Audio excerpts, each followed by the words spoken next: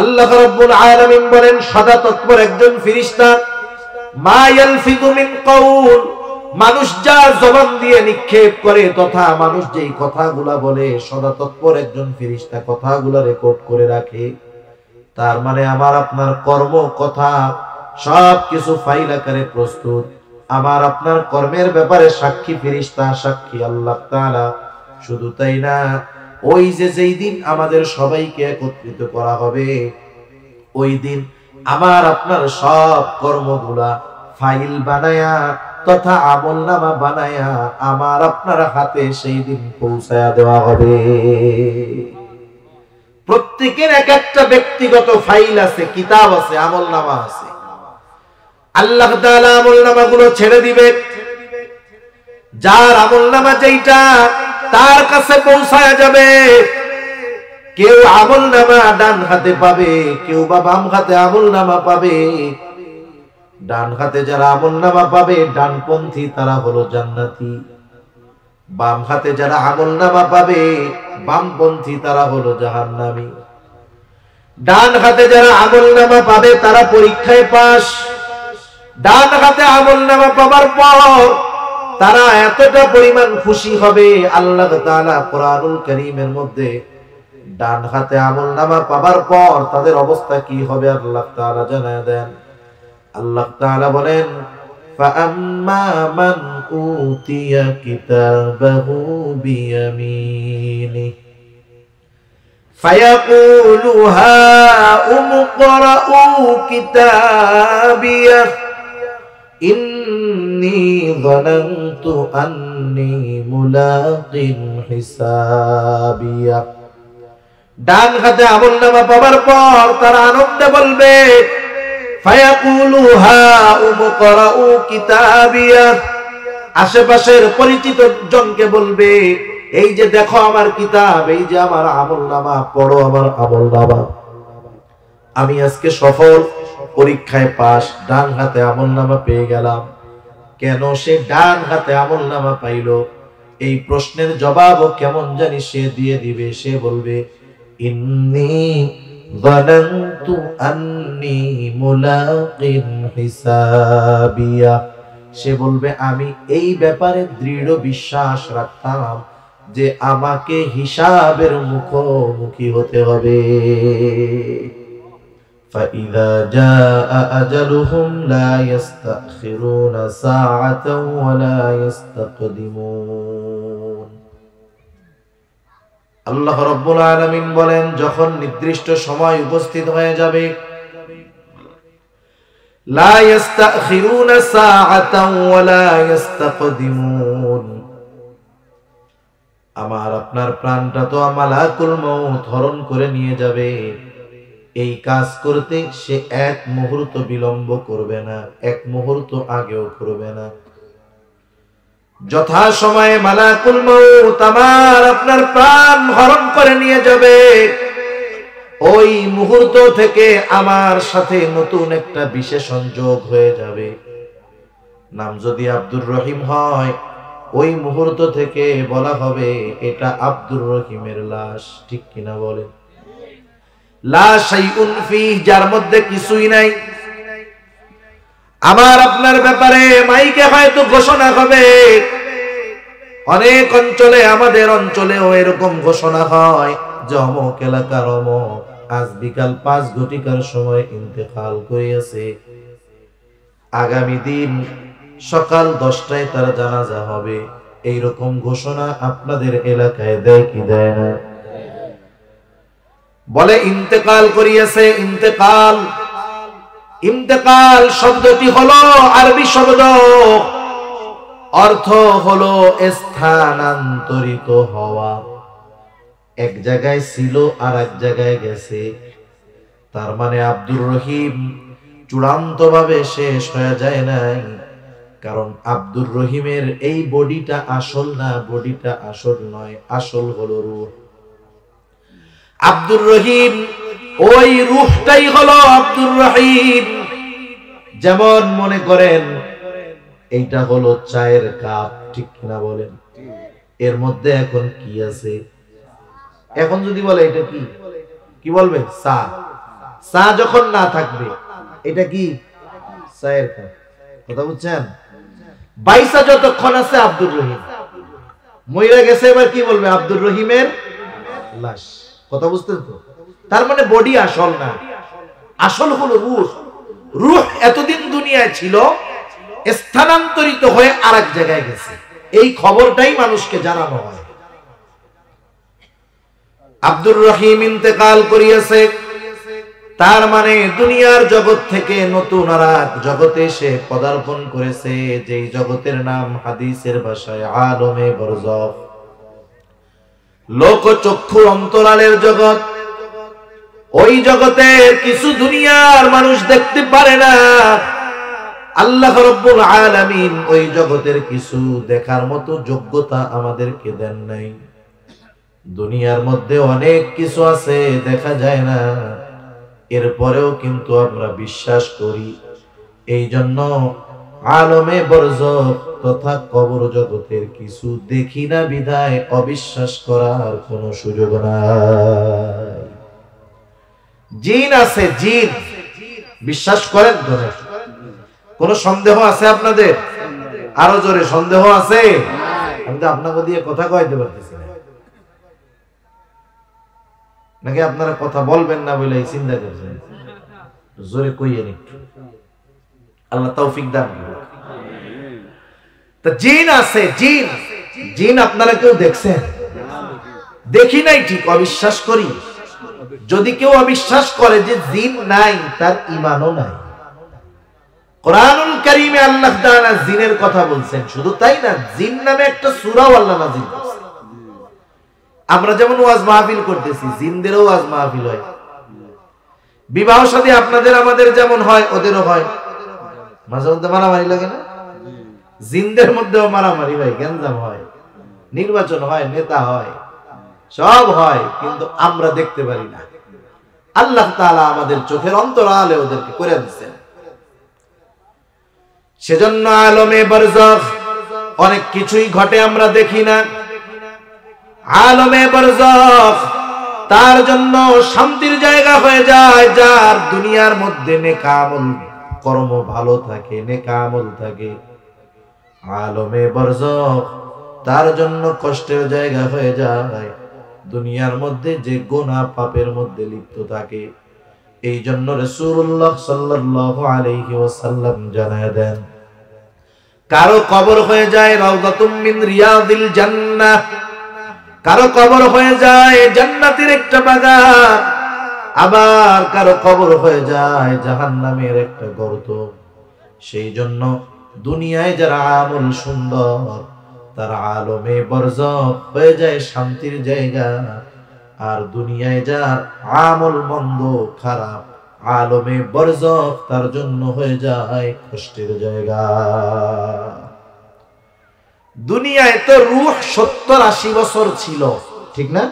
ওই রকম একটা এভারেজ হায়াত, কম আছে বেশি আছে, কিন্তু আলমে বরজখে অবস্থান 70-80 বছর নয়, দীর্ঘকাল, তবে অনন্তকাল নয়। আলমে বরজখে থাকতে হবে দীর্ঘকাল, তবে অনন্তকাল নয়। লম্বা সময় আলমে বরজখে আমাদের থাকতে হবে। এক সময় আলমে বরজখের অবস্থান শেষ হয়ে যাবে সিংহায় ফুৎকারের মাধ্যমে। আল্লাহ তাআলা কোরআনুল কারীমের মধ্যে বলেন, وَنُفِخَ فِي الصُّورِ فَصَعِقَ مَن فِي السَّمَاوَاتِ وَمَن فِي الْأَرْضِ إِلَّا مَن شَاءَ اللَّهُ ثُمَّ نُفِخَ فِيهِ أُخْرَى فَإِذَا هُمْ قِيَامٌ يَنظُرُونَ। আল্লাহ রাব্বুল আলামিন বলেন, وَنُفِخَ فِي الصُّورِ, প্রথমবার যখন সিংহায় ফুৎকার দেওয়া হবে, ফাসাইকা মান ফিস সামাওয়াতি ওয়া মান ফিল আরদি ইল্লা মান শাআল্লাহ, আল্লাহ তাআলা যেগুলো চান সেগুলো ছাড়া প্রথমবার সিংহায় ফুৎকারের পর সব কিছু অজ্ঞান হয়ে যাবে। আসমান জমিন এর মাঝে যা আছে সব অজ্ঞান হয়ে যাবে। মুফাসসিরিনে কেরাম বলেন, সিংহায় ফুৎকারের পরে প্রথমে অজ্ঞান হবে, এরপরে মৃত্যু ঘটবে, সব মারা যাবে। আল্লাহ তাআলা যেগুলো চান সেগুলো ছাড়া। এরপরে দ্বিতীয়বার সিংহায় ফুৎকার দেওয়া হবে। প্রথমবার সিংহায় ফুৎকারের কতদিন পর দ্বিতীয়বার সিংহায় ফুৎকার দেওয়া হবে? এ ব্যাপারে হাদিসের মধ্যে পাওয়া যায়, আবু হুরায়রা রাদিয়াল্লাহু তাআলা আনহু থেকে বর্ণিত হাদিস। হযরত আবু হুরায়রা রাদিয়াল্লাহু তাআলা আনহু বলেন, প্রথমবার সিংহায় ফুৎকারের 40 পর দ্বিতীয়বার সিংহায় ফুৎকার দেওয়া হবে। প্রশ্ন করা হলো, আবু হুরায়রা 40 দিন পর? বলে না। 40 সপ্তাহ পর? বলে না। 40 মাস পর? না। 40 বছর পর? না। তাহলে কত 40 পর? নাকি 40,000 বছর পর? মূলত কতদিন পর দ্বিতীয়বার সিংহায় ফুৎকার দেওয়া হবে, এর মূল হিসাব যিনি জানেন তিনি কে? মোট কথা হলো, আল্লাহ তাআলা যখন চান তখন দ্বিতীয়বার সিংহায় ফুৎকার হবে। সবাই কবরস্থ হয়ে গেছে, আলমে বারজাখের বাসিন্দা। আল্লাহ তাআলা বলেন, সুম্মা নুফিখা ফীহি উখরা ফাইযা হুম কিয়ামুন ইয়ানদুরুন। দ্বিতীয়বার সিংহায় ফুৎকার দেওয়ার পর যাকে যেখানে কবর দেওয়া হয়েছে, যাকে যেখানে দাফন করা হয়েছে, প্রত্যেকে ওই জায়গা থেকে উঠে দাঁড়ায় যাবে। সুবহানাল্লাহ। এদিকে সেদিকে তাকায় থাকবে, দেখতে থাকবে কি হচ্ছে। আল্লাহ তাআলা এক জায়গায় বলেন, ওয়ানুফিখা ফিস-সূরি ফাইযা হুম মিনাল আজদাসি ইলা রাব্বিহিম ইয়ানসিলুন। আল্লাহ রাব্বুল আলামিন বলেন, দ্বিতীয়বার সিংহায় ফুৎকার দেওয়ার পর প্রত্যেকে তার অবস্থান স্থল তথা কবর থেকে উঠে যাবে। ইলা রাব্বিহিম ইয়ানসিলুন। প্রত্যেকে তার রবের দিকে ছুটতে থাকবে। কেন ছুটতে থাকবে? ওই দিন, তাই তো সেই দিন যেই দিনের কথা আল্লাহ তাআলা কোরআনুল কারীমের মধ্যে বিভিন্ন নামে আমাদেরকে জানায় দিয়েছে। দ্বিতীয়বার সিংহায় ফুৎকারের মাধ্যমে সব মানুষকে একত্রিত করা হবে। এই জন্য ওই দিনের নাম হলো ইয়াউমুল হাশর। ইয়াউমুল হাশর। আপনারা শুনেন না, ওই যে কোন সূরা হাশরের শেষ 3 আয়াত বড় ফজিলতময় 3টা আয়াত। হাশর নামে আল্লাহ তাআলা একটা সূরাও নাযিল করেছে। কেন হাশর বলা হয়? কারণ ওই দিন সবাইকে কি করা হবে? একত্রিত করা হবে। সবাইকে একত্রিত করা হবে। আরেকটা নাম হলো ইয়াউমুল জাযা, প্রতিদান দিবস। কি দিবস? প্রতিদান দিবস। আল্লাহ রাব্বুল আলামিন বলেন, ওয়া ইন্নামা তুওয়াফাউনা উজুরাকুম ইয়াওমাল কিয়ামাহ ফামান যুহজিহা আনিন নার ওয়া উদখিলাল জান্নাতা ফাকাদ ফাজ। আল্লাহ রাব্বুল আলামিন বলেন, কিয়ামতের দিন প্রত্যেককে তার কর্মের পূর্ণ প্রতিদান দেওয়া হবে। আল্লাহ তাআলা বলেন, যাকে জাহান্নাম থেকে বাঁচিয়ে জান্নাতে প্রবেশ করানো হবে, আল্লাহ তাআলা বলেন ফাকাদ ফাজ, সে সফল হয়ে যাবে। এই জন্য ওই দিন যেহেতু মানুষকে তার দুনিয়ার কর্মের পূর্ণ প্রতিদান দেওয়া হবে, এই জন্য ওর আরেকটা নাম হলো ইয়াউমুল জাযা।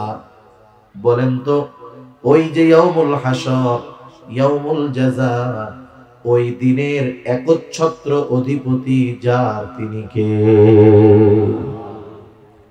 এই কথা আমরা প্রতিদিন প্রতি রাকাত নামাজে স্মরণ করি। ইমাম যখন ইমামের পেছনে পড়ি নামাজ, ইমামের কেরাত, মুসল্লির কেরাত, আমি পড়ি আর ইমাম পড়ুক, পড়া লাগে কি লাগে না? বলি মালিকি ইয়াউমিদ্দিন, বিচার দিবসের মালিক তথা একচ্ছত্র অধিপতি। ওই সেই দিন দ্বিতীয় সিংহায় ফুৎকারের মাধ্যমে শুরু হবে। ওই দিন কি হবে? আমাদের দুনিয়ার কর্মের হিসাব হবে। দুনিয়ার কর্মের কি হবে? হিসাব হবে। কে কি করছে, একাকি করুক আর সবার সামনে করুক, দুনিয়ার মানুষ জানুক আর না জানুক, আল্লাহ তাআলা সব জানে।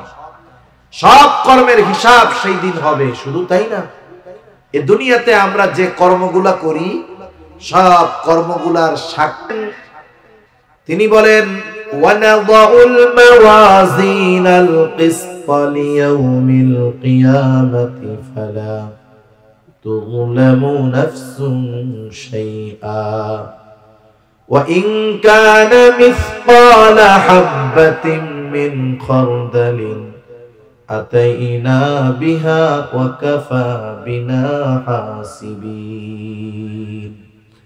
আল্লাহ রাব্বুল আলামিন বলেন, আমি কিয়ামতের দিন ইনসাফের বিচারালয় কায়েম করব, ইনসাফের আদালত প্রতিষ্ঠিত করব। দুনিয়ার আদালতের মধ্যে ইনসাফের চাইতে জুলুম বেশি, জুলুম বেশি। এই জন্য বিনা দোষে ফাঁসির আসামি হয়ে যায়। 2-4-10 খুন করেও রাজার খালে বাহিরে ঘুরে বেড়ায়। ঠিক কিনা বলেন? এটা দুনিয়াতে সম্ভব হতে পারে, কিন্তু কিয়ামতের দিন আল্লাহ তাআলা এমন আদালত কায়েম করবে। আল্লাহ তাআলা বলেন, ফালা তুযলামু নাফসুন শাইআ। সেই দিন কারো প্রতি সামান্যতম জুলুমও করা হবে না। বরং দুনিয়াতে সে যদি সরিষা দানা পরিমাণ কোন আমল করে থাকে, আল্লাহ তাআলা বলেন, ওয়া ইন কানা মিসকালা হাববাতিন মিন খারদালিন আতাইনা বিহা। ওই সরিষা দানা পরিমাণ আমল সহ তাকে হাজির করা হবে। শুধু হাজির করা হবে তা নয়, তার ওই সরিষা দানা পরিমাণ কর্মেরও হিসাব আল্লাহ তাআলা নেবেন। এত মানুষের হিসাব আল্লাহ কিভাবে নেবেন? আল্লাহ তাআলা বলেন, চিন্তার কোনো কারণ নাই, কাফা বিনা হাসিবিন। হিসাব নেওয়ার জন্য আমি আল্লাহই যথেষ্ট। তাহলে দুনিয়াতে আমরা যেই কাজ করি, এই কাজের হিসাব নেওয়ার জন্য একাই যথেষ্ট। কে? জোরে কে? দুনিয়াতে আমরা যেই কাজ করি, ভালো আর মন্দ, আমার আপনার সকল কর্মের ব্যাপারে একজন সাক্ষী যথেষ্ট। তিনি কে? একটু চিন্তা করে দেখেন, দুনিয়ার মানুষ না দেখাও মিথ্যা সাক্ষী দেয়। জানেন না, অনেক সময় আদালতে নিয়ে যায় সাক্ষী শিখায়, ও তো ঘটনার কিছুই জানে না। আদালতে মাঝে মধ্যে সাক্ষী পাওয়া যায় যে আমার 500 দেন, আপনার পক্ষে সাক্ষী দিয়ে দেব। কি কইতে হইব শিখাই দেন, চিনেও না জানেও না, ওরে সাক্ষী বানায় রাখছে, সামনে নিয়ে যায়, যা শিখায় দেয় তাই করে দেয়। আল্লাহু আকবার। না দেখেও সাক্ষী হয়। কিন্তু বলেন তো, আমি আপনি যেই সময় যেই জায়গায়, আলো হোক, দিন হোক, রাত হোক, সকাল হোক, একা হোক, সবার মধ্যে হোক, কম্বলের তলে হোক, দরজা আটকায়া হোক, যেই ভালো কাজ অথবা মন্দ কাজ করি, সব কাজ করি আমরা, দেখেন কে? আল্লাহ তাআলা। যেহেতু দেখেন সব কাজের ব্যাপারে আল্লাহর সাক্ষী যথেষ্ট। কাফা বিল্লাহি শাহিদা। সাক্ষী হিসাবে যথেষ্ট যিনি, তিনি কে? এরপরেও আল্লাহ তাআলা আমার আপনার কর্ম সংরক্ষণ এবং দুনিয়াতে আমার আপনার কর্মের সাক্ষী হিসাবে আরো কিছু নিযুক্ত করে রাখছেন। আমাদের প্রত্যেকের 2 কাঁধে 2 জন ফেরেশতা আছে। এই জায়গায় আছেন নাকি কেউ যার কাঁধে নাই? সবার কাঁধেই তো আছে নাকি? আল্লাহ তাআলা এই 2 জন সম্মানিত ফেরেশতার ব্যাপারে বলেন, কিরামান কাতিবিনা ইয়ালামুনা মা তাফআলুন। সম্মানিত লেখকদ্বয় জানে তোমরা কি আমল করো। ডান কাঁধের ফেরেশতা যিনি, তিনি ভালো কর্মগুলো লেখেন, লিপিবদ্ধ করেন। বাম কাঁধের যিনি, তিনি মন্দ কাজগুলো লিপিবদ্ধ করেন। শুধু যে লিপিবদ্ধ করেন তা নয়, বরং আমার আপনার সকল কর্মের ব্যাপারে তারা সাক্ষী হয়ে যায়। আরেকজন ফেরেশতা, তার কাজ হইল আমাদের কথা রেকর্ড করা। কথা কি করা? রেকর্ড করা, সংরক্ষণ করা। আমরা মানুষ যেই কথাগুলা বলি, এই কথাগুলা ধ্বংস হয়ে যায় না। বিজ্ঞান বলে সব কথা বাতাসে আছে। কোথায় আছে? বাতাসে। আপনাকে আত্মীয় স্বজন বিদেশে আছে না, ফোনে কথা কন না মাঝে মধ্যে, দেখেন, কথা বলেন আমেরিকা, সৌদি আরব যাইতে 8-9 ঘন্টা লাগে, আমেরিকা যাইতে প্রায় একদিন লেগে যায়, ডিরেক্ট ফ্লাইট হইলে তাও 17-18 ঘন্টা লেগে যায়, এত দূর। অথচ যখন ফোন দেওয়া হয় 40-50 মিনিট লাগে ফোন যাইতে, 2-3 সেকেন্ডের মধ্যে এই জায়গার কথা 15,000 কিলোমিটার দূরে যেই ভাষায় যেই টোনে বলতেছি কথা চলে যায়। সুবহানাল্লাহ। এই যে শব্দটা যে চলে গেল, তার কাছে যদি আমার কণ্ঠস্বর পৌঁছাইতে হয় তাহলে আমার কথাটা ওই জায়গায় পৌঁছাইতে হবে। কথা বুঝতে পারছেন? কথাটা পৌঁছাইতে হবে। পৌঁছায় কি? নেটওয়ার্ক আর বাতাসের মাধ্যমে পৌঁছায়। নেটওয়ার্কের কাজ হইল বাতাসকে ব্যবহার করে ওই কথাটা দ্রুততার সাথে যেই নাম্বার রিং দেওয়া হয়েছে ওই নাম্বারেই পৌঁছায় দেওয়া। তাহলে আমার আপনার কথা বিদেশে পৌঁছায় নেটওয়ার্ক আর বাতাসের মাধ্যমে। নেটওয়ার্কের কাজ হইল নাম্বার যেটা দিছে ওইটাতে পৌঁছানো, আর বাতাস কথাটাকে দ্রুততার সাথে সেকেন্ডের মধ্যে পৌঁছায় দেয়। এজন্য আমি আপনি এই জায়গায় যেই টোনে কথা বলি, আপনার সন্তান নাম্বার দেখা লাগবে না। ফোন ধরার পরে আপনি হ্যালো বললে, আসসালামু আলাইকুম বললে, আপনি আপনার সন্তান বুঝবে যে আমার সাথে আমার বাপ কথা কইতেছে। ঠিক কিনা বলেন? সব কথা বাতাসের মধ্যে আছে। কিয়ামতের দিন যদি আল্লাহ তাআলা বলে যে বাতাস, বড় দলিল ছড়া গ্রামের আব্দুল করিম দুনিয়ার 60 বছর হায়াতে যে কথাগুলা বলছে সবগুলা আলাদা করে ফেলো, সম্ভব কি সম্ভব না? সম্ভব। এরপরেও আল্লাহ তাআলা একজন ফেরেশতা আমার আপনার সাথে রেখে দিয়েছেন। ওই ফেরেশতার ব্যাপারে আল্লাহ তাআলা বলেন, মা ইয়ালফিযু মিন কাওলিন ইল্লা লাদাইহি রাকীবুন আতীদ। আল্লাহ রাব্বুল আলামিন বলেন, সদা তৎপর একজন ফেরেশতা, মা ইয়ালফিযু মিন কাওল, মানুষ যা জবান দিয়ে নিক্ষেপ করে তথা মানুষ যেই কথাগুলা বলে সদা তৎপর একজন ফেরেশতা কথাগুলা রেকর্ড করে রাখে। তার মানে আমার আপনার কর্ম কথা সবকিছু ফাইল আকারে প্রস্তুত। আমার আপনার কর্মের ব্যাপারে সাক্ষী ফেরেশতা, সাক্ষী আল্লাহ তাআলা। শুধু তাই না, ওই যে যেই দিন আমাদের সবাইকে একত্রিত করা হবে, ওই দিন আমার আপনার সব কর্মগুলা ফাইল বানায়া তথা আমলনামা বানায়া আমার আপনার হাতে সেই দিন পৌঁছায়া দেওয়া হবে। প্রত্যেকের এক একটা ব্যক্তিগত ফাইল আছে, কিতাব আছে, আমলনামা আছে। আল্লাহ তাআলা আমলনামাগুলো ছেড়ে দিবে। যার আমলনামা যেইটা তার কাছে পৌঁছায়া যাবে। কেউ আমলনামা ডান হাতে পাবে, কেউ বা বাম হাতে আমলনামা পাবে।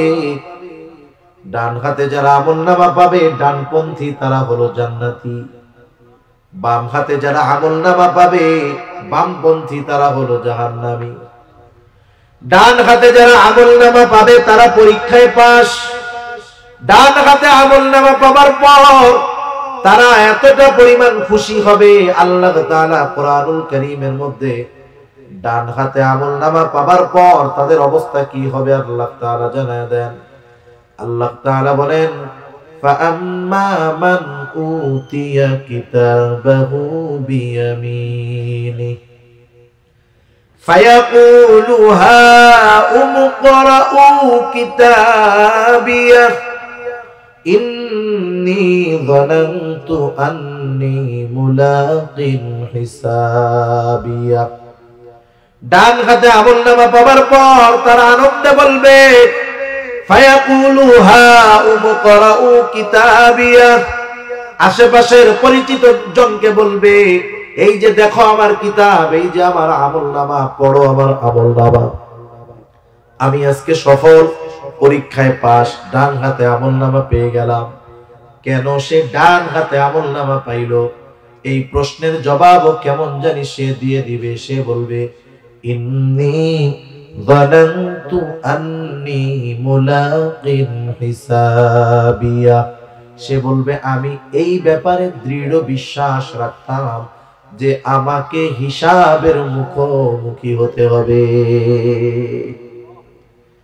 আমি এই বিশ্বাস রাখতাম আমাকে হিসাবের মুখোমুখি হতে হবে। বলেন তো, আমার দুনিয়ার কর্মের হিসাবের মুখোমুখি দুনিয়ায় হতে হবে না কিয়ামতে? জোরে বলেন না, কোথায়? কিয়ামতে। তাহলে কিয়ামতে যে আমার কর্মের হিসাব হবে, এই দৃঢ় বিশ্বাস মরার পরে করলে হবে না দুনিয়ায় করতে হবে? বলেন তো, যার এই ব্যাপারে দৃঢ় বিশ্বাস আছে যে আমি যাই করি না কেন, যাই বলি না কেন, আল্লাহর সামনে হিসাব দিতে হবে, সে দুনিয়াতে গুনার কাজ করার আগে 100 বার ভাববে। ঠিক কিনা বলেন? কারণ এই কাজ আমি করতেছি ঠিক, কারণ তার অন্তরে বিশ্বাস আমার এই কর্মের হিসাব আল্লাহর কাছে দিতে হবে, সেজন্য সে গুনাহ করার আগে 10 বার ভাববে।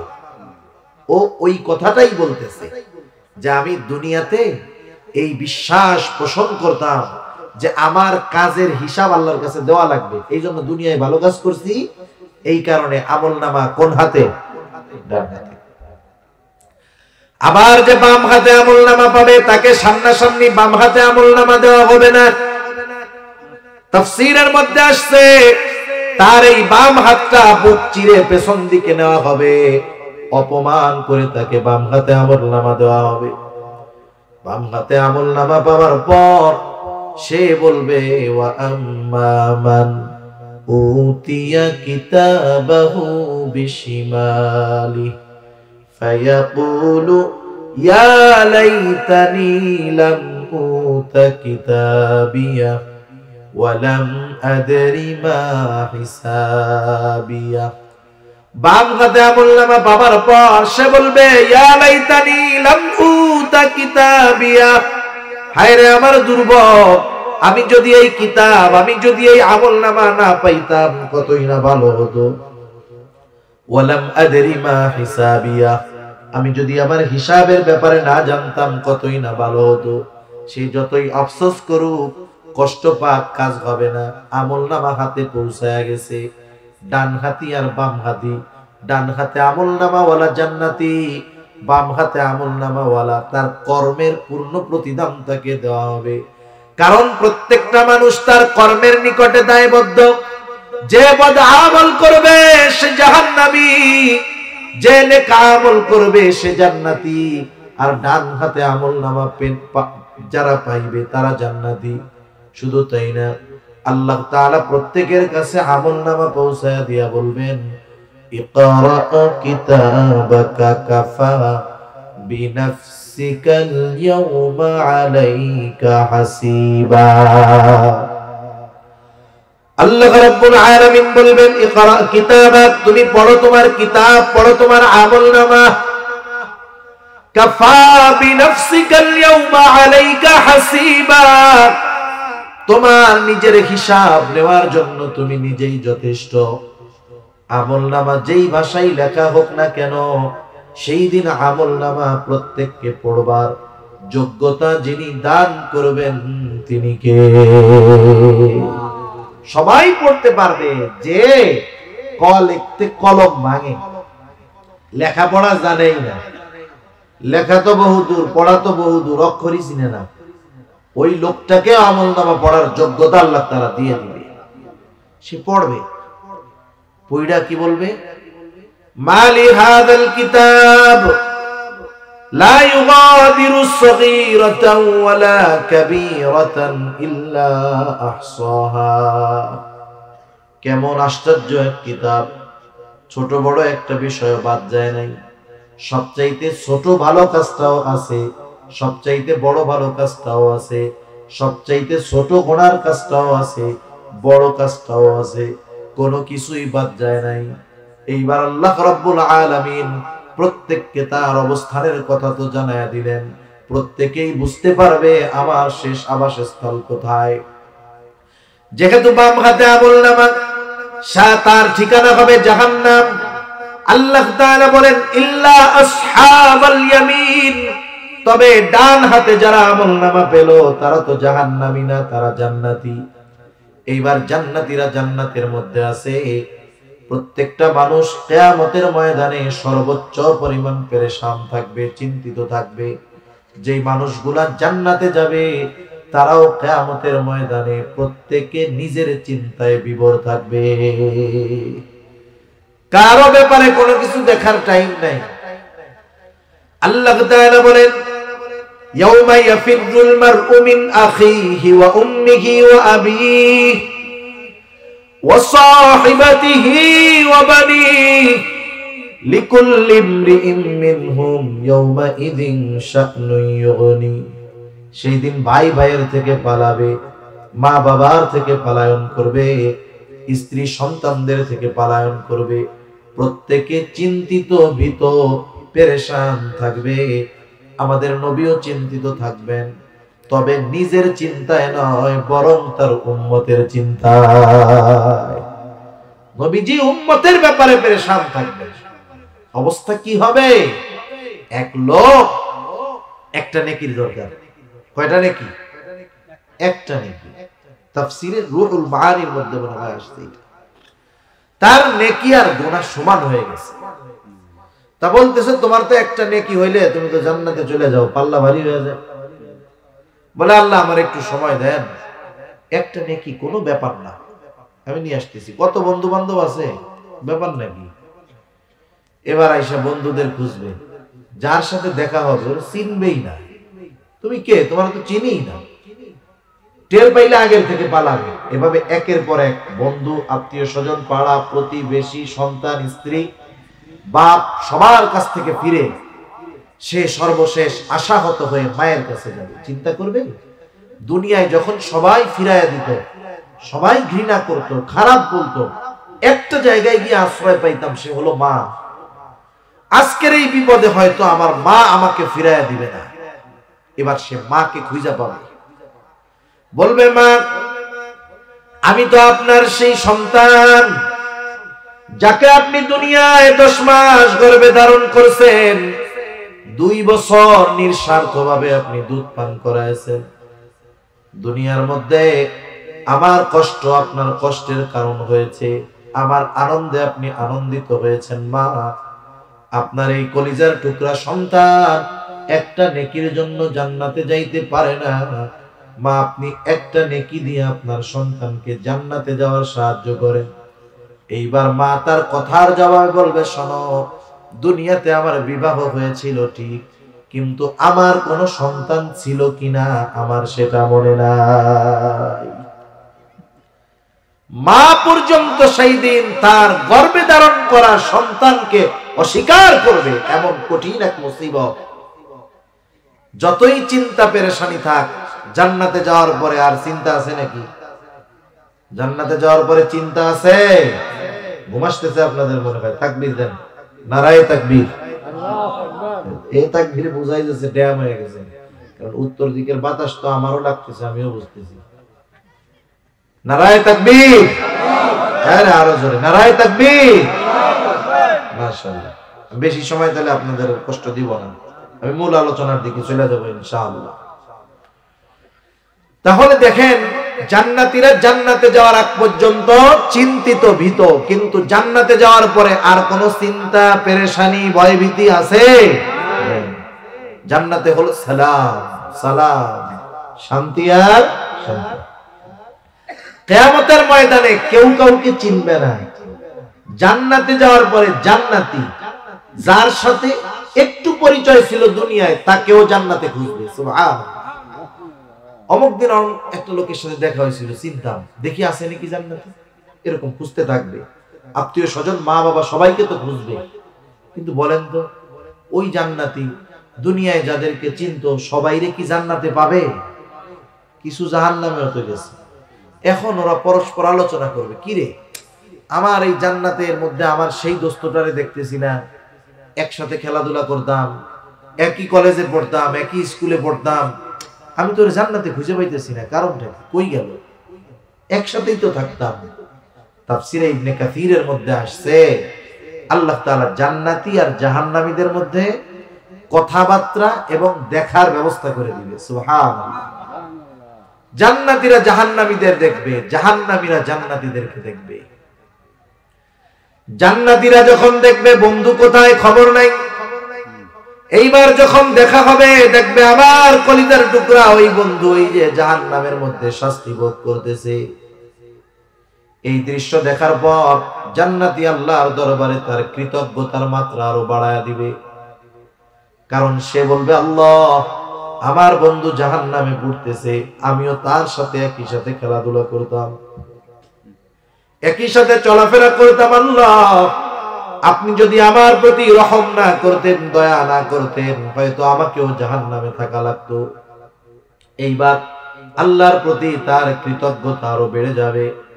ওই বন্ধু এবার জাহান্নামীটা জান্নাতি বন্ধুকে দেখবে, সে তো কষ্টের মধ্যে আছে আর তার বন্ধু জান্নাতের মধ্যে আছে, একই সাথে চলতো, একই সাথে চলাফেরা করত, খেলাধুলা করত, দুইজনের মধ্যে পার্থক্য বেশি ছিল না।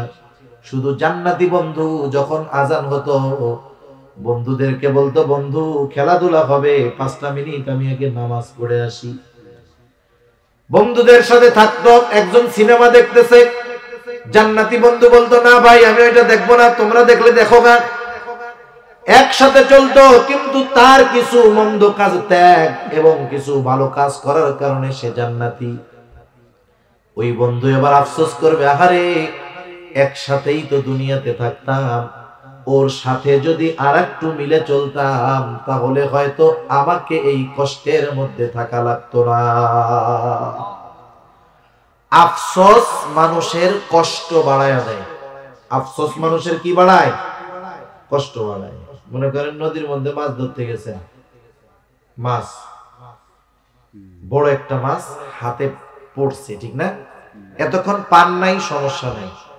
যখন হাতের মধ্যে পড়লো, একটু ভুলের কারণে বড় মাছটা হাত থেকে ছুটে গেছে।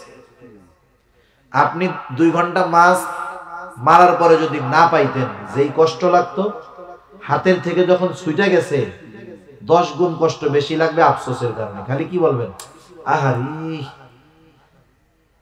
একটু লেগা, মানে 10 কেজি ওজন, ও কি যে হইল রে, নসিব খারাপ। এমনি না পাইলে সমস্যা ছিল না, কিন্তু একটু লেগে যখন আফসোস হইতেছে, কষ্ট বেশি না কম?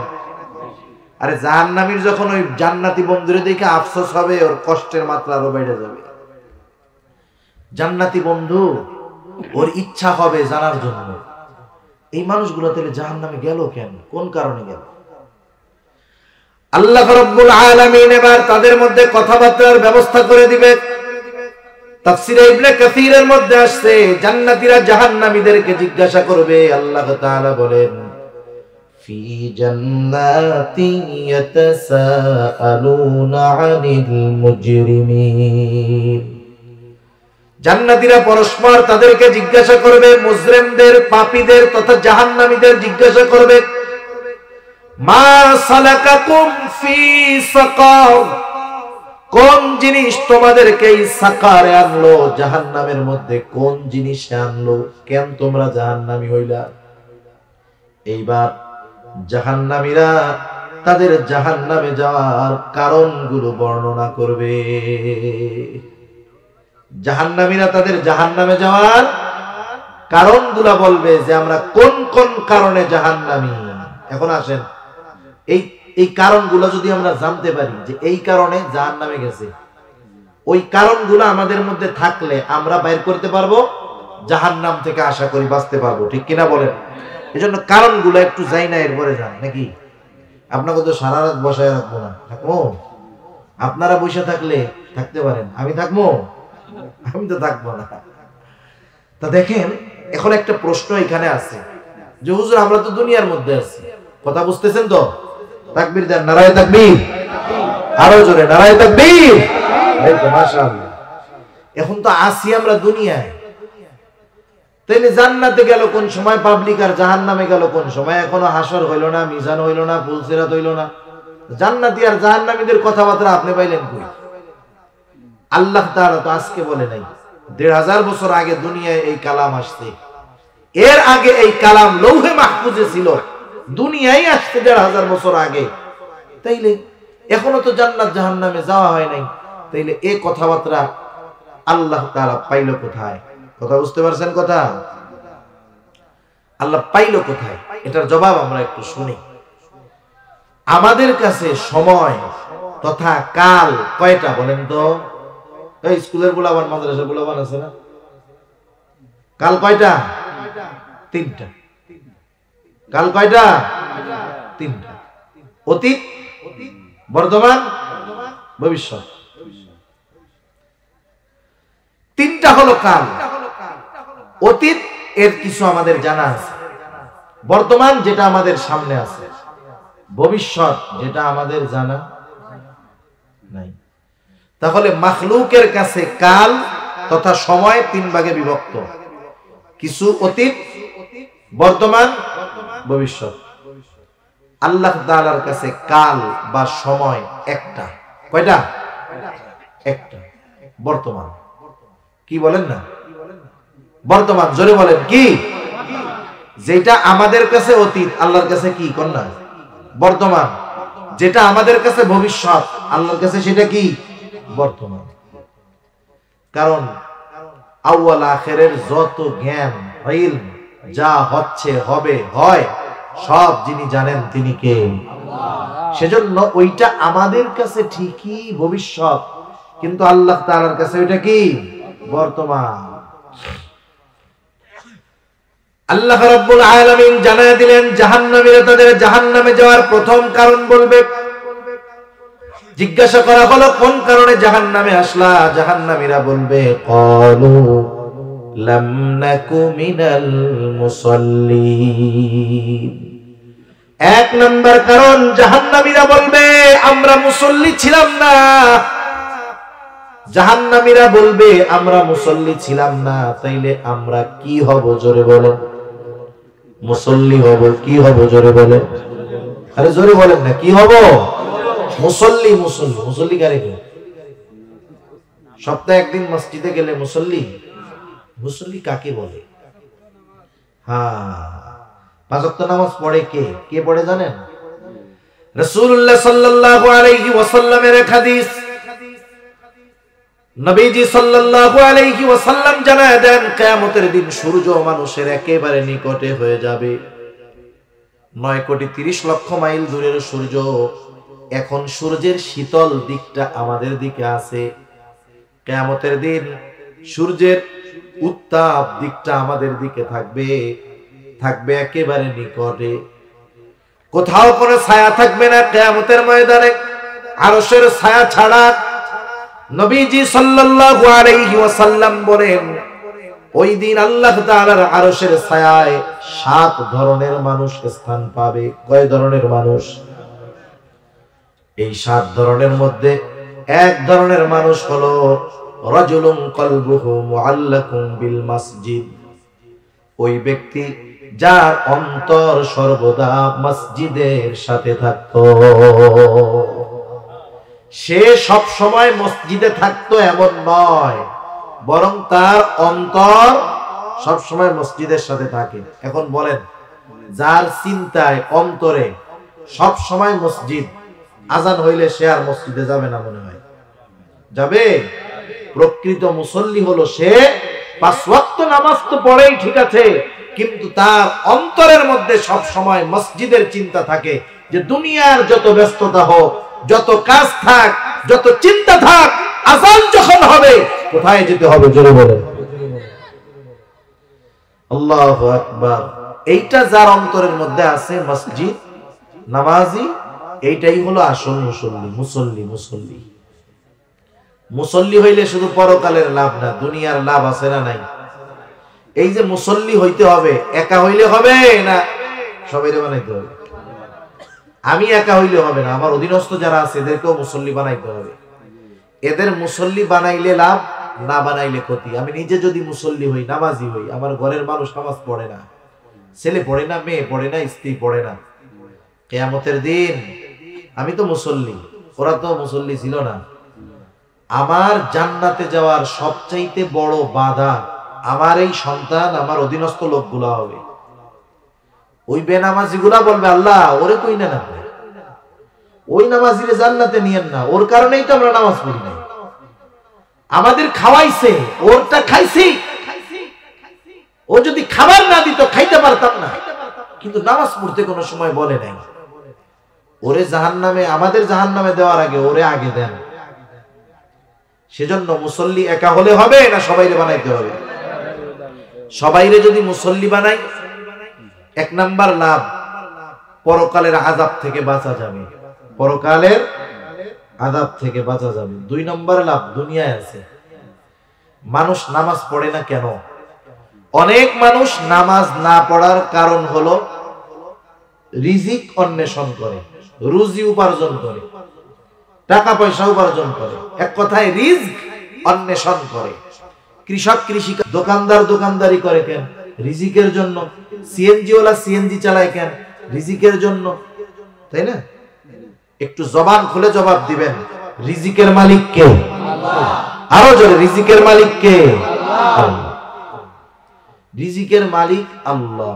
সেই আল্লাহ যদি রিজিক পাওয়ার পদ্ধতি বলে দেয়, এর চাইতে ভালো পদ্ধতি আর হইতে পারে? আরে ভাই, ব্যবসা করলেই রিজিক পাওয়া যায় না। সব ব্যবসায়ী কিন্তু ব্যবসায় লাভ করতে পারে না। কিছু ব্যবসায়ী কৃষিকাজ করলেই যে ধান ঘরে উঠে তা না, নষ্ট হয় কি হয় না? যা খরচ করে সেই টাকাও ওঠে না, অনেক সময় হয় কি হয় না? তাইলে রিজিকের মালিক যেহেতু আল্লাহ তাআলা, ওনার কাছ থেকেই আমরা রিজিক পাই। তাইলে উনি যদি কোনো পদ্ধতি আমাদের বইলা দেন যে তোমরা এই কাজটা করো, তাইলে আমি তোমাদের রিজিক দিব, তাইলে চালাক তো সেই লোক যে ওই কাজটা করবে, ঠিক কিনা বলেন? রিজিকের মালিক কি বলে একটু শোনেন।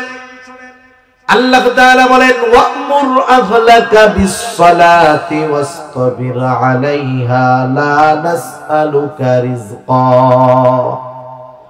আল্লাহ তাআলা বলেন, ওয়া'মুর আহলাক, তুমি তোমার অধীনস্থ যারা আছে তাদেরকে নামাজের আদেশ করো। ওয়াসতাবির আলাইহা, তুমিও নামাজের উপরে অটল থাকো। সোজা কথায় নিজে মুসল্লি হও, ঘরের মানুষগুলোকে মুসল্লি বানাও। আল্লাহ তাআলা বলে, বান্দা লা নাসআলুকা রিজকা, আমি আল্লাহ তোমাদের কাছে রিজিক চাই না, বরং তুমি যদি মুসল্লি হও, ঘরের মানুষদেরকে যদি মুসল্লি বানাও, তোমার লাভ কি? আল্লাহ তাআলা বলেন, নাহনু নারযুকুকা, মুসল্লি যদি তুমি হও, ঘরের মানুষ হয়, নাহনু নারযুকুকা, আমি আল্লাহ তোমাকে রিজিক দিয়ে দিব। তাহলে এই যে যারা নামাজ না পড়া রিজিক তালাশ করে, এরা তালাশই করবে কিন্তু পাবে না, ঠিক কিনা বলেন? সেজন্য দুনিয়ার শত ব্যস্ততা থাক, আমাদের আগে নামাজ। আগে কি? জোরে বলেন, আগে কি? জোরে বলেন। নিজে পড়বো, অধীনস্থদেরকে দিয়ে পড়াবো। নবীজি বলেন, আবু দাউদের হাদিস, তোমাদের সন্তানদের যখন 7 বছর বয়স হবে, নামাজের জন্য তাকিদ দাও, আদেশ করো। তার মানে কি? 7 বছরে যদি আদেশ হয়, কোন কাজের অর্ডার দেওয়ার আগে ওই কাজটারে শিখাইতে হয় না? আপনি যদি হঠাৎ করে ওরে বলেন যে এই কাজটা কর, জীবনে শেখার নাই, আদেশ দিলেন, তাহলে এটা তো ভালো কাজ হবে না। তার মানে 7 বছরে যদি আদেশ হয়, তাইলে আরো ছোট থাকতে তাকে এটা প্র্যাকটিস করাতে হবে, শেখাতে হবে। কথা বোঝা গেছে? এই জন্য বাচ্চার বয়স যখন 4 বছর হবে, 5 বছর হবে, প্রস্রাব পায়খানা আসলে বলতে পারে, এরকম বাচ্চাদের বললে কথা শুনে। 2, 2.5, 3 বছরেরটা শুনবে না, কিন্তু যখন 4 বছরের আপনি পাশে নিয়ে দাঁড়াইলেন নামাজে, মাঝে মধ্যে যাবো, তুমি দাঁড়াও, আমি যা যা করি তুমি তাই তাই করবা, দেখবেন ও মসজিদের মধ্যে নামাজ পড়তেছে, হট্টগোল করবে না। ছোট বাচ্চা একটু করতেও পারে, করুক না, যাওয়ায় অভ্যস্ত বানাইতে হবে আগের থেকে, আদেশ করতে হবে 7 বছর বয়সে। নবীজি বলেন 10 বছর বয়স যখন হবে, নামাজ না পড়লে পিটানি লাগাইতে হবে। একটু হিসাব করেন তো, যাদের সন্তানেরা নামাজ পড়ে না, আপনি কি সেই সন্তানকে 5 বছর থেকে নামাজ শিখাইছেন? 7 বছরে আদেশ করছেন? 10 বছরে নামাজ না পড়লে পিটানি দিছেন, খানা বন্ধ করছেন? যদি না কইরা থাকেন, ওই পোলা যদি নামাজি না হয়, এ ব্যাপারে কোনো সন্দেহ নাই, ওই কারণে যদি ওই ছেলেকে জাহান্নামে যেতে হয়, আপনি মুসল্লি নামাজি, আপনার কলার ধরে আগে সে জাহান্নামের মধ্যে, আল্লাহর কাছে বলবে এটারে আগে ফেলাই, এরপরে আমি যাব। সেজন্য মুসল্লি নিজে হতে হবে, অধীনস্থদেরকে বানাতে হবে। কিছু ব্যাপারে কোনো ছাড় দেওয়ার সুযোগ নাই, কিছু ব্যাপারে কোনো ছাড় দেওয়ার সুযোগ নাই। এই সব ব্যাপারে আমাদের অধীনস্থদের সাথে আমাদের সর্বোচ্চ কঠোর হওয়া লাগবে, দ্বীনের খাতিরে, ইসলামের খাতিরে, নিজে জাহান্নাম থেকে বাঁচার জন্য, কলিজার টুকরা সন্তানটাকে জাহান্নাম থেকে বাঁচানোর জন্য, ঠিক কিনা বলেন?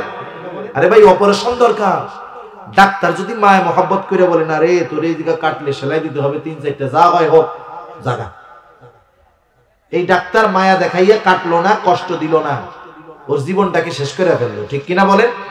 যেই বাপ ফজরের সময় উঠে চিন্তা করে শীতের রাত যদি ছেলেটারে ডাক দেই কষ্ট হয়ে যাবে, শীতের ঠান্ডা পানি দিয়ে অজু করতে তার কষ্ট লাগবে, এই মায়া মহব্বত দেখাইয়া নামাজের জন্য ডাকলো না, ওই বাপ কি ক্ষতি করলো?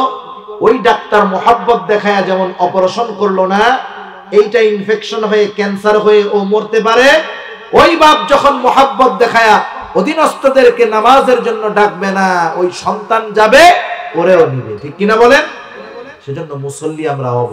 মুসল্লি হইলে তো যদি আখিরাতের লাভ তা না, দুনিয়ারও তো লাভ আছে। ঠিক কিনা? আল্লাহ রাসূল সাল্লাল্লাহু আলাইহি ওয়াসাল্লাম এক হাদিসের মধ্যে বলেন, যারা মুসল্লি হয় তাদের ফজিলত কি? রাসূলুল্লাহ সাল্লাল্লাহু আলাইহি ওয়াসাল্লাম বলেন, আস-সালাতু ইমাদুদ্দিন, মান আকামাস সালাতা ফাকাদ আকামাদ-দ্বীন, যে নামাজ কায়েম করলো সে দিন প্রতিষ্ঠা করলো, ওমান তারাকাস সালাহ ফাকাদ হাদামাদ-দ্বীন, আর যে নামাজ ছেড়ে দিল সে দিন ধ্বংস করলো। আপনার ঘরে যদি কোনো দিন ধ্বংসকারী থাকে আপনি তারে খাইতে দিবেন? দিবেন?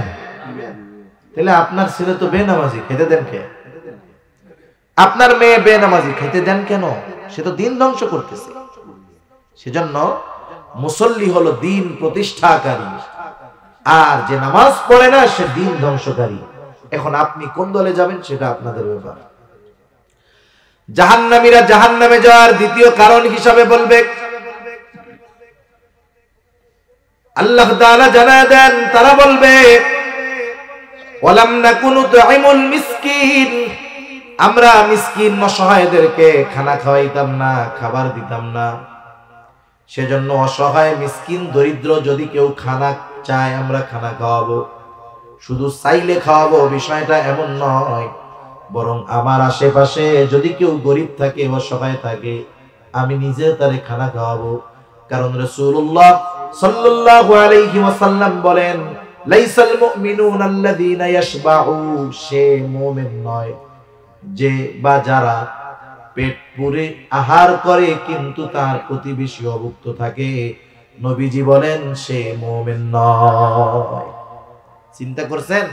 খানা খাওয়ানো শুধু ভালো কাজের সাথে সম্পর্ক তা না, অনেক সময় এই খাবার খাওয়ানো ইমানের সাথে সম্পৃক্ত। বুঝতে পারছেন তো? খানা খাওয়ানো তো ফজিলতের কাজ, কিন্তু আমার প্রতিবেশী অভুক্ত গরিব মানুষ, খাওয়ান নাই পেটের মধ্যে, আমি ধুমসে খাইতেছি পেট উঁচা কইরা, নবীজি বলেন খাইতেছ, তোমার প্রতিবেশী অভুক্ত, তুমি মুমিন হইতে পারো না। রাসূলুল্লাহ সাল্লাল্লাহু আলাইহি ওয়াসাল্লামের কাছে একজন সাহাবী আসছে, আসার পরে বলতেছে, আইয়ুল ইসলামি খাইর, ইসলামের মধ্যে সর্বোত্তম কাজ কোনটা? নবীজি সাল্লাল্লাহু আলাইহি ওয়াসাল্লাম ছিলেন উম্মতের রূহানি ডাক্তার। একই প্রশ্নের জবাব এক একজনের ক্ষেত্রে নবীজি এক এক রকম দিতেন।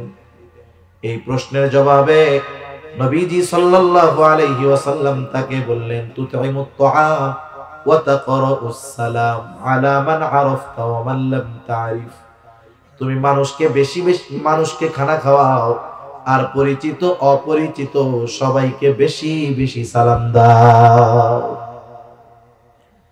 তাহলে সাধারণভাবে খানা খাওয়ানো এটা কি কাজ? ভালো কাজ। ধনী হোক গরিব হোক, পরিচিত হোক অপরিচিত হোক, পাপী হোক আর নেককার হোক, কেউ যদি আল্লাহকে সন্তুষ্ট করার জন্য খানা খাওয়ায় এর মধ্যে ফজিলত আছে। কিন্তু কেউ যদি দাওয়াত দিয়া চিন্তা করে, বিবাহের অনুষ্ঠান দাওয়াত দিলাম, দাওয়াত তো দিছি ভালোই, 1000 টাকা 2000 টাকার কম 5000 টাকার কম কি ওরা দিতে দিবে? খাবে 3 জন, টাকা দিবে 5000। এই পদ্ধতি আপনাদের দিকে আছে নাকি? কমিউনিটি সেন্টারে দাওয়াত দিয়া ধুমসে খাতা কলম নিয়ে বইসা টাকা কালেকশন করে, আছে না এরকম? এই ধরনের দাওয়াত, এটার দাওয়াত কয় না। এ ধরনের খানা খাওয়ানোর মধ্যে কোনো ফজিলত নাই। আপনি যাকেই খাওয়ান আল্লাহর জন্য খাওয়াইলে ফজিলত আছে না নাই? আরে সাহাবায়ে কেরাম খানা খাওয়াইতো সবাই, তারা দুনিয়ার প্রতিদানের আশায় নয়। কার জন্য? আল্লাহ তাআলা তাদের ব্যাপারে বলেন, ইন্নামা নুতঈমুকুম লিওয়াজহিল্লাহি লা নুরিদু মিনকুম জাযাআন ওয়ালা শুকুরা। তারা মানুষকে খানা খাওয়ায় বলে ইন্নামা নুতঈমুকুম লিওয়াজহিল্লাহ, আমরা তোমাদেরকে আল্লাহর জন্য খানা খাওয়াইছি, যেহেতু খানা আল্লাহর জন্য খাওয়াইছি প্রতিদান তোমাদের কাছে চাই না। প্রতিদান দিবে কে? লা নুরিদু মিনকুম জাযাআ, আমরা তোমাদের কাছে কোনো প্রতিদান চাই না। শুধু তাই না, শুধু তাই না, অনেক সময় আমরা মানুষের উপকার করার পরে আশা করি সে আমার উপকার করবে, এই আশা করি। অনেক সময় যদি উপকার না করে, অনেক সময় কই না যে দেখ ওর এই কাজটা করলাম, ও আমাকে একটু ধন্যবাদও দিল না। ধন্যবাদ এরকম বলে, ধন্যবাদটা তো আশা করতে পারি, বিনিময় না চাইলাম, একটু ধন্যবাদ তো দিবে। তার মানে আমি ধন্যবাদও কি করি? আশা করি। কিন্তু সাহাবারা কি করতো? তারা বলতো লা নুরিদু মিনকুম জাযাআন ওয়ালা শুকুরা, প্রতিদান তো চাই না, বরং তোমাদের কৃতজ্ঞতাও চাই না, থ্যাংক ইউ দাও, ধন্যবাদ দাও, এটাও চাই না। কারণ তোমাদের খানা খাওয়াইছি, এর পূর্ণ প্রতিদান যার কাছে চাই তিনি কে? সেজন্য আমরা খানা খাওয়াবো। এখন এই খানাটা যদি মিসকিনদের খাওয়াই, এই খানাটা যদি মিসকিনদের খাওয়াই, মিসকিন যে ভালো খাইতে পায় না, বলেন তো এই খানা পাইয়া সে খুশি হবে না বেজার হবে? আরে তার কাছে দোয়া চাওয়া লাগবে না, সে এমনিতেই দোয়া করবে যে আল্লাহ ওরে বেশি বেশি করে দেন, ওজানি আরো বেশি বেশি খাওয়াইতে পারে। ঠিক কিনা বলেন? এজন্য আমরা যখন মানুষকে সাহায্য করি, দান সদকা দেই, ছোট হোক বড় হোক, 2 টাকা হোক 5 টাকা হোক, দিয়া কোনো সময় বলবো না যে দোয়া করেন। তাহলে তো প্রতিদান চাইলাম, দিলাম টাকা, চাইলাম দোয়া। আমরা তাদের কাছে ওই সব চাবো না, বলবো নিয়ত আল্লাহর জন্য দিলাম, আল্লাহ যা দেয় দিবে। ঠিক আছে না ইনশাআল্লাহ? আর মিসকিনদের খানা খাওয়াবো। খানা খাওয়ানো বড় ফজিলতের কাজ, কারণ খানা খাওয়াইলে আল্লাহ তাআলা রিজিক প্রশস্ত করে দেয়। রিজিক কি করে দেয়? প্রশস্ত করে দেয়, বাড়ায় দেয়। আপনি দিবেন 5 টাকা, আল্লাহ বাড়ায় দিবে 500 টাকা। ঠিক কিনা বলেন? সেজন্য কোরআনুল কারীমের মধ্যে আসছে, আমি আর লম্বা আলোচনা করব না, 10 মিনিটের মধ্যে আমার শেষ হয়ে যাবে। সেজন্য খানা খাওয়াইলে, মিসকিনদের খানা খাওয়াইলে রিজিক প্রশস্ত করে দেয় কে? সেজন্য বুঝতে হবে খানা খাওয়াইলে লস নাই। 10 টাকা খাওয়াবেন, 10,000 টাকার ব্যবস্থা আল্লাহ তাআলা করে দিবে। 3 নাম্বার, জাহান্নামীরা জাহান্নামে যাওয়ার কারণ হিসাবে বলবে ওয়া কুন্না নাখুদু মাআল খায়িদিন, আমরা অনর্থক মজলিসে যারা লিপ্ত থাকতো তাদের সাথে বসতাম। আপনাদের এলাকায় চায়ের দোকান আছে নাকি? আছে চার দোকান? 4 দোকানের মধ্যে টেলিভিশন আছে নাকি? এখন ওই টেলিভিশন আর চা পানকে কেন্দ্র করে লোকজন বৈশা বৈশা আড্ডা দেয়, আছে নাকি? এই আড্ডাটাই কি? অনর্থক মজলিস। এটা কি মজলিস? কোনো কাম কাজ নাই ওই জায়গায়। ওই জায়গায় বৈশা তো কোরআন হাদিসের কথা হয় নাকি? টেলিভিশন দেখে, বিড়ি খায় আর পান চুরায় আর কয় জান্নাত, কোরআন হাদিসের কথা বলে। হায় হায়, দুনিয়ার যত গোনা, গীবত, পরনিন্দা, বকাঝকা সব ওই জায়গায় আছে, আছে না? এই মজলিসগুলাই না দুনিয়ার কোনো উপকার আছে, না পরকালের কোনো উপকার আছে, আছে? সেজন্য আশরাফ আলী থানভী রহমাতুল্লাহি আলাইহি বলতেন, তোমরা ওই মজলিস থেকে বাঁচো যেখানে দুনিয়া আখিরাত কোনোটারই কল্যাণ নাই। বরং কি হবে? চায়ের দোকানে আপনি একটা উল্টাপাল্টা কথা বলবেন, একটা নতুন শত্রু আপনার পয়দা হয়ে যাবে, যার বিরুদ্ধে বলছেন সে শত্রু হয়ে যাবে। আবার অনেকে গীবত করবে। গীবত হলো কি জিনিস? যদি কারো মধ্যে কোনো দোষ থাকে, ওই দোষটা যদি তার অনুপস্থিতিতে শুধু চর্চা করার জন্য বলা হয়, তার সংশোধনের জন্য নয়। একটা মানুষের ব্যাপারে আরেকজনের কাছে বলা যাবে তখন যার কাছে বললে তাকে সংশোধন করা যাবে। বুঝতে পারেন নাই? এখন তার দোষ তার কাছে বলেন, জমক এটা এটা করে, আপনি তো এই বিষয়টা সমাধান করতে পারেন, আপনি একটু এটা করে দিয়েন। তার অগোচরে বলা হইল তার সংশোধনের জন্য, এটা গীবত নয়। অথবা এমন কেউ আছে কাজ করে, যেই কাজগুলা ইমান ধ্বংসাত্মক কাজ, দিন ধ্বংসাত্মক কাজ, অপরাধমূলক কাজ, এই বিষয়গুলা তার অনুপস্থিতিতে সমাজের মানুষের সামনে বলে দেওয়া দায়িত্ব। কথা বুঝতে পারছেন? কিন্তু সাধারণ যেই দোষগুলা আছে, যার দ্বারা সে নিজে ক্ষতিগ্রস্ত হতে পারে কিন্তু উম্মতকে, কোন এলাকাকে, কোন মানুষকে ক্ষতি করতে পারবে না, এই ধরনের দোষের কথা তার অনুপস্থিতিতে যদি বলা বলি করা হয়, এটা হবে গীবত। তার মধ্যে দোষ আছে, গীবত। যদি সংশোধনের জন্য কাউকে বলা হয়, যে সংশোধন করতে পারবে, অসুবিধা নেই। কিন্তু আমাদের চায়ের দোকানগুলোতে অধিকাংশ ক্ষেত্রে গীবত হয় কি হয় না? আরে জোরে বলেন না, হয় কি হয় না? গীবত কি? আল গীবাতু আশাদ্দু মিনাজ জিনা। গীবতটা করতে খুব মজা লাগে, কিন্তু নবীজি বলেন এটা জিনার চাইতেও জঘন্য। নাউজুবিল্লাহ বলেন। এত জঘন্য এক কাজ আমরা করে ফেলি চার দোকানে বসে বসে। এরপরে অনেক সময় তো অপবাদ দিয়ে বসি। দোষ আছে, অনুপস্থিতিতে বললাম গীবত। দোষ নাই এটা যদি বলি বানায়া, এটা তো অপবাদ। সেজন্য চার দোকানের মজলিসগুলো থেকে বাঁচতে হবে। এগুলা জাহান্নামে যাওয়ার কারণ। আপনার চা খাওয়ার দরকার, পান খাওয়ার দরকার, আপনি কিনে নিয়ে আসলেন। চা তো ঘরে ঘরেই বানায়, অসুবিধা নেই। পান খাওয়ার দরকার, আপনি কিনে নিয়ে চলে আসেন।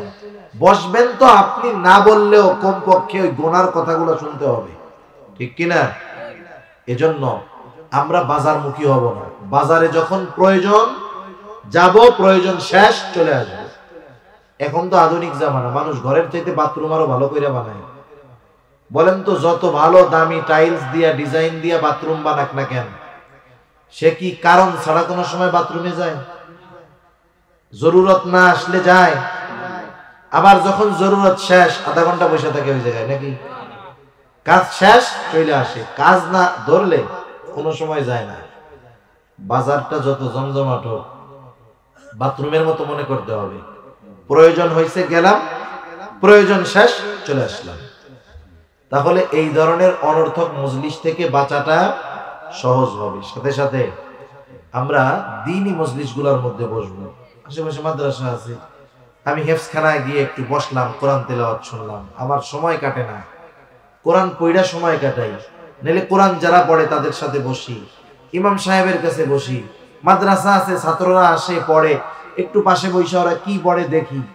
ভালো কাজের মধ্যে সময়গুলো কাটানোর চেষ্টা করি। তাইলে এই ভালো মজলিস, ভালো কাজ আমার জান্নাতে যাওয়ার কারণ হবে, আর ওই অনর্থক মজলিসগুলো আমার জাহান্নামে যাওয়ার কারণ হবে। ইনশাআল্লাহ অনর্থক মজলিস থেকে বাঁচা যাবে না ইনশাআল্লাহ, কারণ এর কারণে জাহান্নামীরা জাহান্নামে যাবে। 4 নম্বর কারণ, জাহান্নামীরা বলবে ওয়া কুননা নুকাদ্দিবু বিয়াউমিদ্দিন।